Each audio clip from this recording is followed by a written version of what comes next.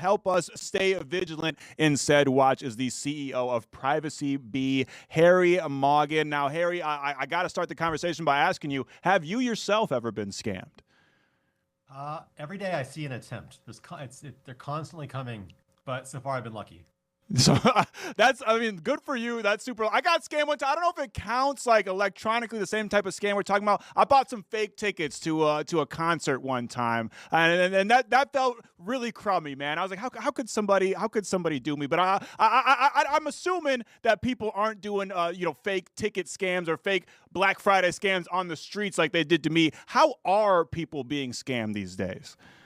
Same thing. It's just digital now. Now you might get an email from a concert in your city that says, they know there's a massive amount of the audience that live near the stadium that are going to go to that concert. So they just draw a big circle and hit every single person saying, hey, here's a new link to your tickets.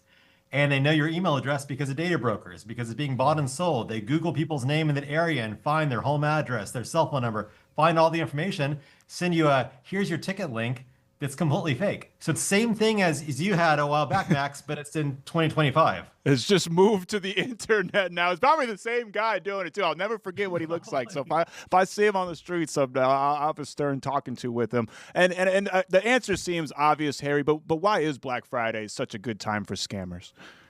There's a lot of money changing hands. There's a lot of craziness. Nobody is really as careful as they are through the rest of the year because of the craziness. There's the stress of the holidays coming up. They're themselves buying more than they bought recently, so they're getting a flood of receipts and shipping notifications and login alerts and credit card processing things, and it's just a flurry of activity. And as you know, scammers thrive in chaos. Absolutely. And Black Friday, I mean, chaos is probably the key word there. Now, we know that these scams are taking place. How exactly are they working? Like you mentioned that you might get an email, but like say you click on the link, like how exactly are these scammers getting your information? Well, that's a really important question, right? In my example earlier of the stadium, you can find, the houses within 20 miles of a big, music venue or whatnot. But how do you know who lives in those houses, right? And then once you find out who lives in those houses, how do you find their phone number, right? Scammers not just going to guess random numbers and hope they hit somebody in that circle. Right. So a data broker is required. A data broker is a company where their primary business model is buying and selling your name, your phone number, your address. It's called PII, or personally identifiable information. And they make millions or billions of dollars just buying and selling people's numbers.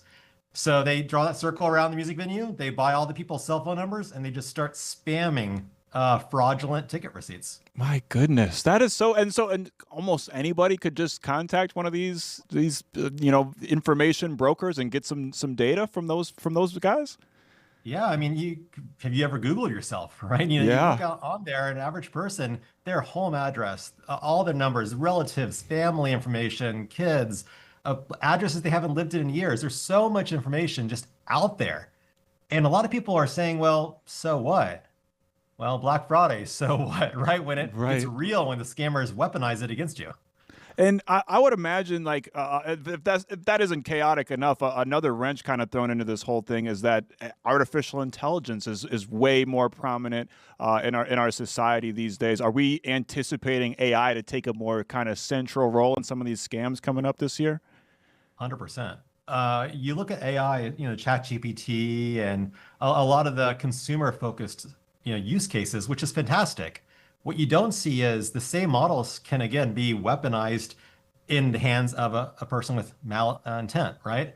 Back to the same concert ticket examples you brought up, right? If they have a limited time window before that concert, they can't just go house by house doing hours of research on each individual person. There could be, 100,000 houses. So what they do is they teach AI how to craft this scam message. And it could be maybe even filtered by demographics they buy from data brokers. Like, I only want to target people 50 years old and up because they might have a higher incident of noticing. So they're going after people's parents or grandparents. And then they take that, the AI learns how the attack works, and then they just hit the big go button and wait for the money to hit their accounts as scammers. It's a terrifying world. Used to have to stand out on the street, like you were saying, and hustle to Right. scam. Now they're just, sitting in their parents' basement, as geeks, and they hit the big go button, and it's all automatic. It's terrifying. Right. You don't even have to have like the gumption to hustle people eye to eye anymore. The skill set, the quick talking and wit to scam people, it could happen to anybody and everybody from anybody or everybody. So how can people avoid these pitfalls this Black Friday? Cleaning up your digital footprint. That digital footprint's a kind of a phrase that essentially is, how exposed are you online? Is your information out there? Are you protected? Are you safe and private? Everybody has a level of privacy risk just by living in the modern age. We have to give our information to a lot of companies. And the companies you wouldn't normally expect often sell it. For example, a lot of states can actually, their DMVs have a law where they can sell driver information to other companies that sell to marketers. So it's not always the sources you'd expect. Like people say, oh, when you go on Facebook and you see the survey to, take a quiz on what character you are. Sure, that's an easy way to get data, but it can also be more innocent feeling ways. But then after it gets out there, it percolates to the ecosystem. Data brokers buy and sell it, and then the scammers and the bad guys get it. And it's hard to really contain. So, PrivacyBee built a free tool where you can go there, plug in your information, and we scan thousands and thousands of sites. We scan Google in all kinds of different ways, different search engines, and we tell you where you're exposed. And then we give you free guides of how you can fix it yourself, step by step. It's a lot of work, but it's unfortunately one of the only ways to really prevent these kind of scams. I'm just going to jump in, Harry. I've got a quick question because I feel like I was not almost scammed the other day, but at least the scam I think was on my doorstep. It feels like they're getting like oddly specific information though, because the other night, it was the last night before we had to change, if we wanted to change our benefits for the new year, our health insurance benefits. Get a phone call and this person has this oddly specific information about me, but then they start asking me to confirm my identity to them. And that was the red flag for me. I was like, I feel like if someone was trying to get in touch with me, they would have come to me some other way. But like, is there a chance that an insurance company was ever trying to get in touch with me and needed to confirm my identity? Or should I just assume that it was a scam and then you just hang up the phone?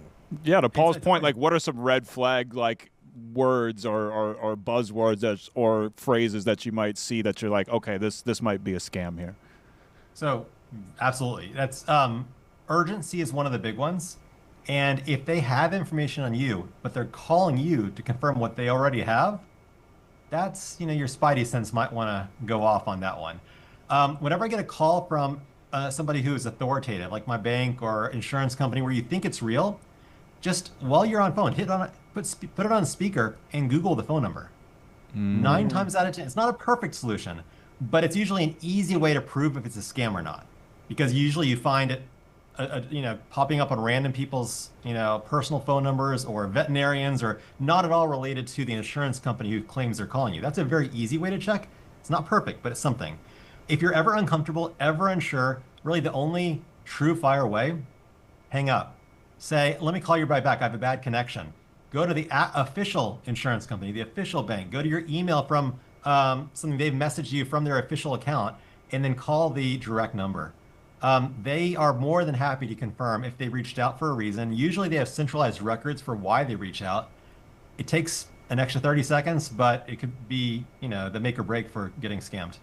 See, that's why I always hang up when the bank calls me and says, Max, pay back your credit card. I'm like, hey, this could be a scam. This could be I don't know for sure if I do owe my money on my credit card. But say I did get scammed. Say Paul did click on that email and gave them some information. What should people do next if they do fall victim to one of these scams? The fastest thing you can do is freeze your credit, right? Because most scammers, why do they want your information? Usually they want money. If they get access to your credit card or something, obviously you freeze a card, that's a whole different conversation. But the most common thing they do is they get a few strategic pieces of information, like a previous address you lived at, like your social, or maybe they have part of the social from a data breach and they need the rest of the social. So they'll ask you to confirm the first 3 digits or the last 2, something they're missing. Whatever it is, they're trying to complete a puzzle of your profile, a dossier on you. They then take that information And the most common is they go apply for a line of credit or a credit card. They get access to that credit capital, they drain the account and disappear. That's the most common use of identity theft or that kind of information. Now, I don't know about you. If you filled out a credit application recently, they don't need just 2 or 3 pieces of information. They need like a page of information on you to confirm, your previous car colors. They need other the last 20 years of addresses. They need that's not easy to get over the phone. So what they'll do is they'll research you on data brokers, like what PrivacyBee protects. They find as much as they can, but usually it's just short of what's needed to steal your identity or open a credit card in your name. Then they'll call you, they'll text you, they'll try to get the last piece of information from you through social engineering or tricking you. And as soon as you give it up, then you're in trouble. It's just, it's so intricate. They have so many different ways of getting your information these days. But you're the CEO of PrivacyBee. You're keeping people safe over there. What exactly is PrivacyBee for our audience out there?